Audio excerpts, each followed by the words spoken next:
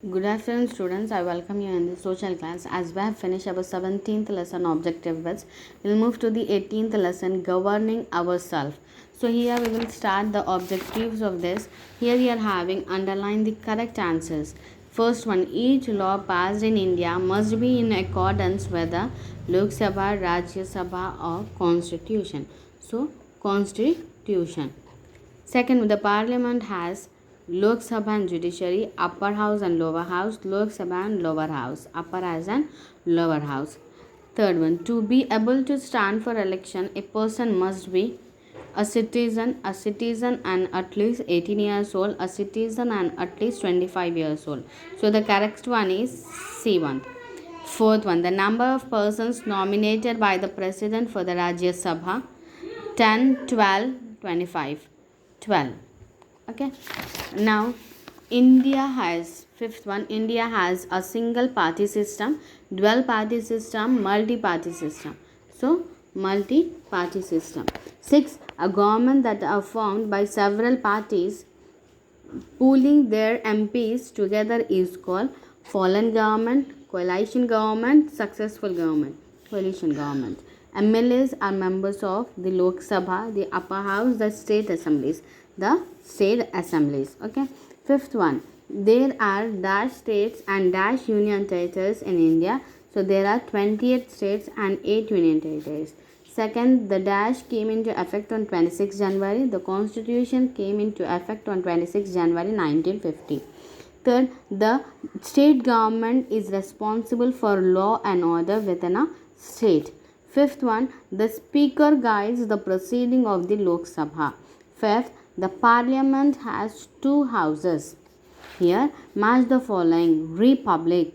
Republic we will celebrate on 26 January. Okay. So, first one match to C. Lok Sabha.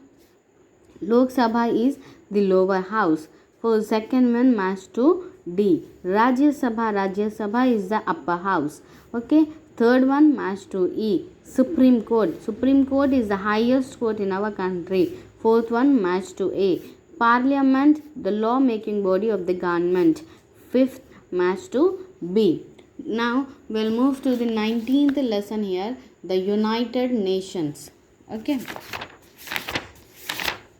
So here you are having underline the correct answers. Which first one? Which of the following is true?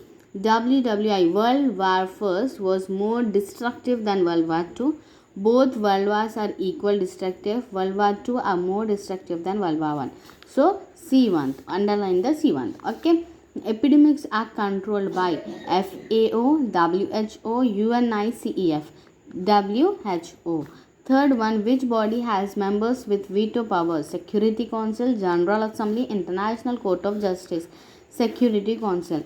Fourth one, most of the members of NAM were from Europe, the richer nations of Asia, the poorer countries of Asia and Africa.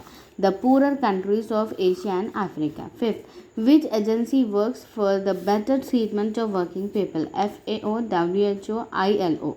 ILO. Fill in the blanks. First one, nuclear bombs were dropped on the two cities of Japan named Hiroshima and Nagasaki during World War II. Second, the United Nations Organization UNO was formed in 1945 to ensure world peace. Third, the UN symbol depicts a dash of the world surrounded by dash. The UN symbol depicts a map of the world surrounded by olive branches. The Secretariat looks after the day-to-day working of the UN. Fifth, the UNESCO is a special agency of the UN which promotes international collaboration in education, science and culture. Now you are having a match the following. First one, policy of non-alignment. Policy of non-alignment is policy of non-alignment was started or it is an important contribution from India. So first one match to D. Okay. Welfare of education. Welfare of education was started by UNICEF. Research in medicine will be done by WHO.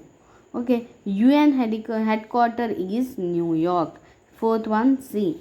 Created in UNESCO is created in 1946. Okay. Here you are having choose the correct answers. The main body of UN, General Assembly, Security Council, General Assembly. Second, the number of permanent members of Security Council, 5. Okay, carries out day-to-day activities of the UN, that is Security Council or Secretariat. The most powerful officials in the UN, Secretary General or President, Secretary General. Fifth, India's most significant contribution to the UN, non-alignment or peacekeeping. So students, here 18th and 19th objective bits is finished. Practice 6. Allah Hafiz.